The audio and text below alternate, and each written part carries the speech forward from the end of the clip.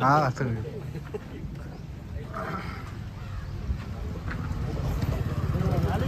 क्षेत्रात जुन्नर तालुक्यामध्ये जवळजवळ 165 पतसंस्था किंवा त्यापेक्षा अधिक पतसंस्था रजिस्टर झालेल्या आहेत आणि गेल्या 4-5 वर्षामध्ये त्यामध्ये आणखीन भर पडत चाललेली.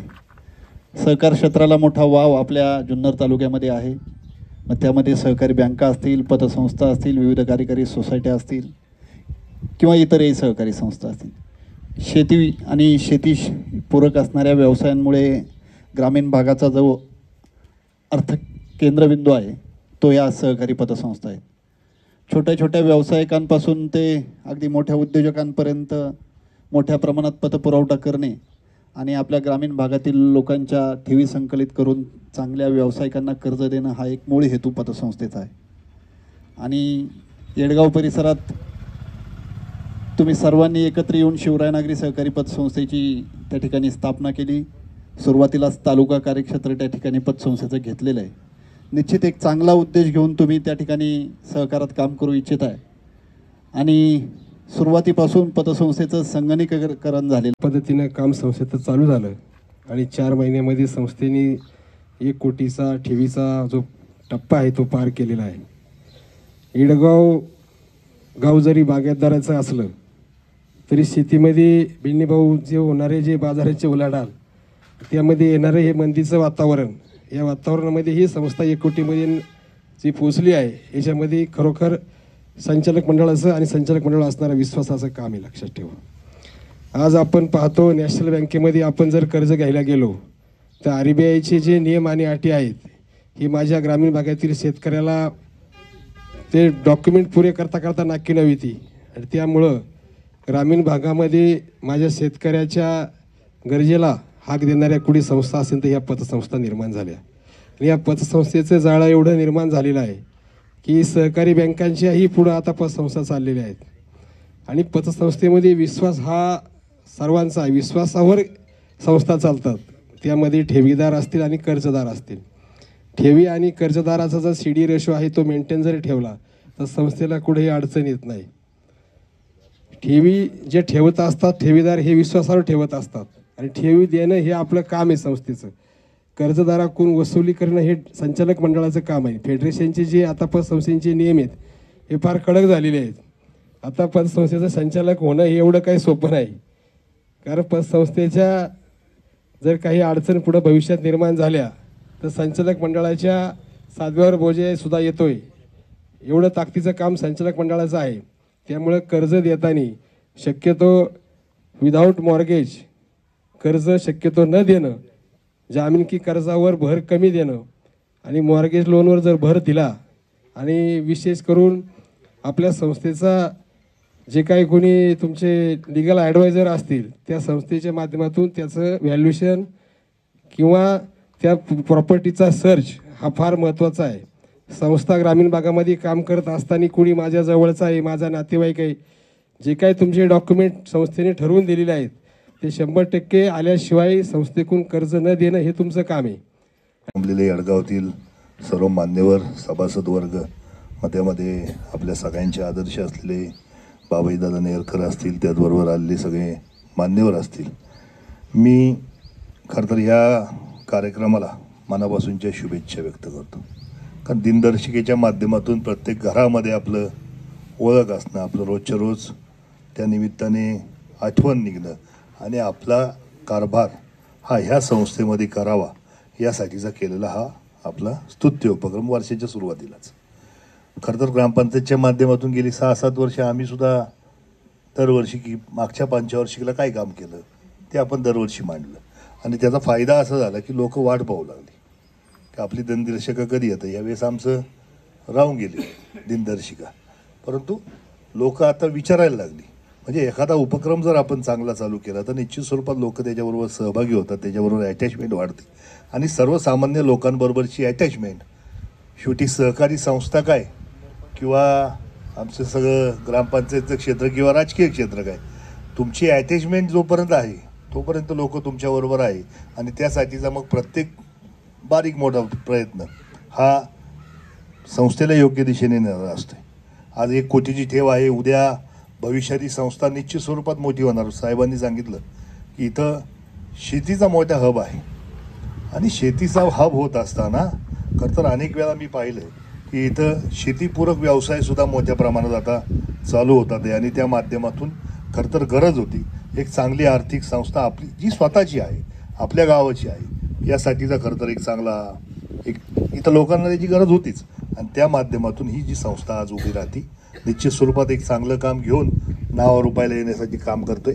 अर्थात नावच शिवराय ठेवलंय आपण, म्हणजे सर्वसामान्य लोकांचा विश्वास कमावणं ही मला वाटतं नावापासूनची सुरुवात आहे.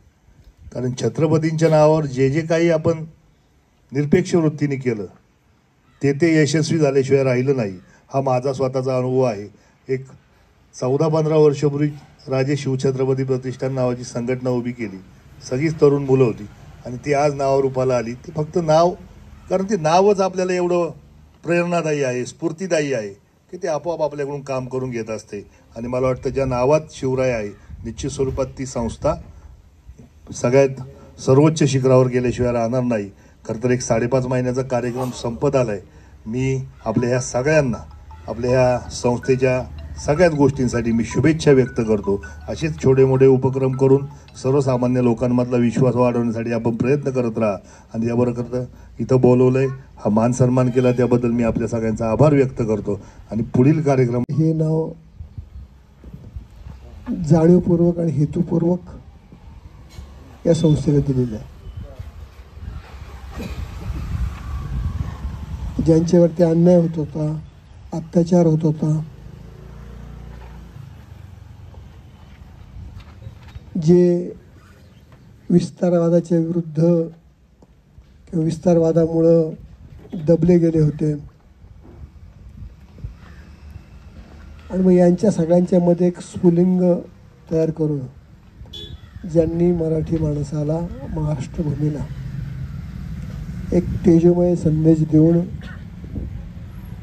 मराठी साम्राज्य प्रस्थापित केलं, असे शिवछत्रपतींचं नाव आपण ह्या शिवराय पतसंस्थेला दिलेलं आहे.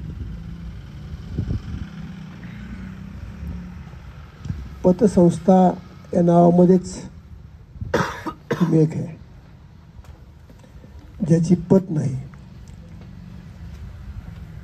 ज्याची पत नाही किंवा कमी पत आहे त्याची अधिक पत निर्माण करायची, ज्याची पत नाही त्याची पत निर्माण करायची आहे. या परिस्थितीमध्ये त्याला उन्नत करायचं, त्याच्यावरती जे काही अडीअडचणी आहेत त्या सोडवायच्या, त्याला पुढं न्यायचं.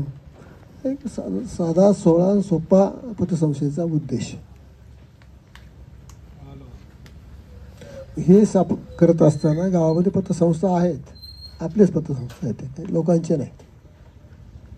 पण नवीन पतसंस्था निर्माण करण्याचा उद्देश अधिकाधिक लोकांना, दुसरा उद्देश काही नाही याच्यामध्ये, अधिकाधिक लोकांना जास्तीत जास्त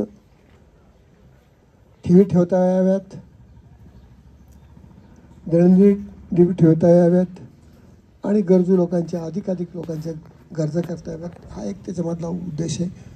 कुठेही कोणाला कटच्छ देणे किंवा त्यांच्याबरोबर स्पर्धा करणे हा त्यातला उद्देश नाही. आणि मला या ठिकाणी मनस्वी आनंद होतो की राजूभाऊच्या नेतृत्वाखाली सर्व संचालक मंडळांनी 5-5.5 महिन्यामध्ये लोकांना विश्वासात घेऊन, ठेवीदारांना विश्वासात घेऊन जवळजवळ 1 कोटी आणि वरती काही लाख रुपयांच्या ठेवी संचलित केलेल्या आहेत, एकत्र केलेल्या आहेत. आणि ते करत असताना सहकार क्षेत्राचे जे नियम आहेत ते नियम पाळून 15% तुमच्याकडं, त्याला काय म्हणतो आपण, अर्निंग कॅपिटल हातात मध्ये ठेवावं लागतं, ते काय द्यावं लागत नाही. 15 लाख रुपये आपल्याला मिनिमम 1 कोटी पाठीमागे ठेवले पाहिजेत शिल्लक बँकेमध्ये, चालू खात्यामध्ये, सेविंग खात्यामध्ये किंवा कॅश इन हँड. बाकीची रक्कम कर्जदारांना कर्ज देणे आणि त्यातूनही उरले तर मग संलग्न एखादी चांगली संस्था बघून जी आपल्याला जास्त व्याज देईल अशा संस्थेमध्ये आपण त्याची गुंतवणूक करणे, अशा पद्धतीचं एक नियोजनबद्ध काम या मंडळींनी केल्यामुळं खूप छान काम केल्यामुळं या ठिकाणी आपण सर्वजण एकंदरीत जमून खरं तर त्यांना धन्यवाद देण्याच्या निमित्तानं आपण सर्वजण उपस्थित आहोत. खूप समाधान आहे की सगळ्या लोकांनी डिपॉझिट म्हणून 85 लाख रुपयाच्या ठेवी दिलेल्या आहेत. 2 ठेवी वेगळ्या आहेत.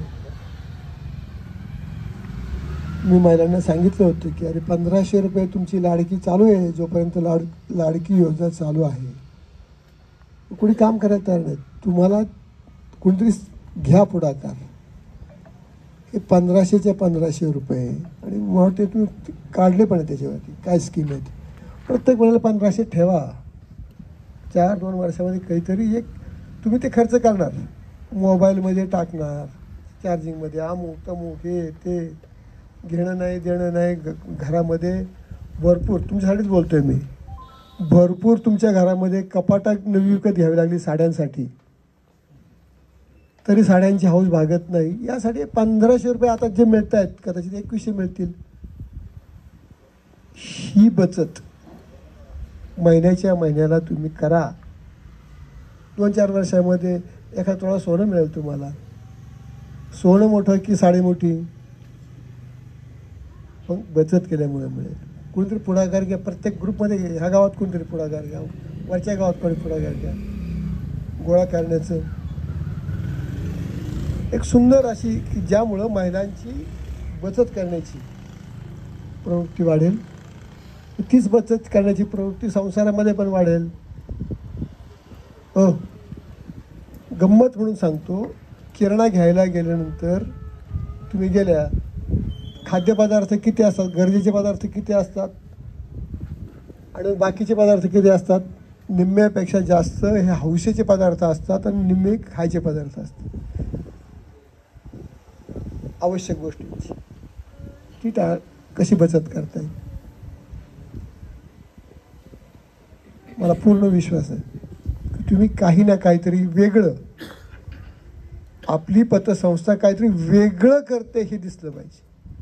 वेगळं करत असताना असं नाही की नियमांना सोडून, पण हर हुनरीपणा कल्पनाशक्ती वापरून सर्वांना सामावून घेऊन योग्य त्या कर्जदारांना कर्ज देऊन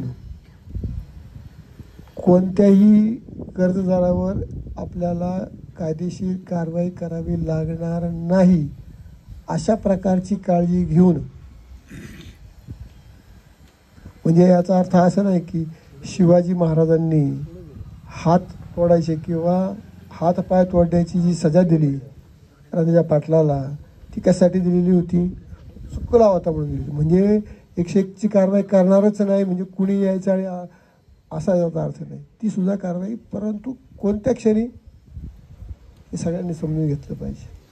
डायरेक्टर बॉडीवरती खूप खूप खूप मोठी जबाबदारी आहे. ज्या विश्वासानं ठेवीदारांनी तुम्ही आवाहन केलं, तुमच्यावरती विश्वास दाखवला, ही संस्था पुढे वाढणार आहे, चालणार आहे, मोठी होणार आहे. मी जमा केलेली पुंजी माझी कुटुंबामधली, ती पुंजी मी या ठिकाणी मी ठेवतोय, ती सुरक्षित राहणार आहे. हा त्यांना तुमच्याप्रती असलेला विश्वास त्याला तडा जाता कामा नये याची तुम्ही काळजी घेतली पाहिजे. तुम्ही ती काळजी घ्याल. संस्था 2 गोष्टीमुळे मोठी होते. ठेवीदारांमुळे मोठी होतेच, पण कर्जदारांमध्ये सुद्धा मोठी होते.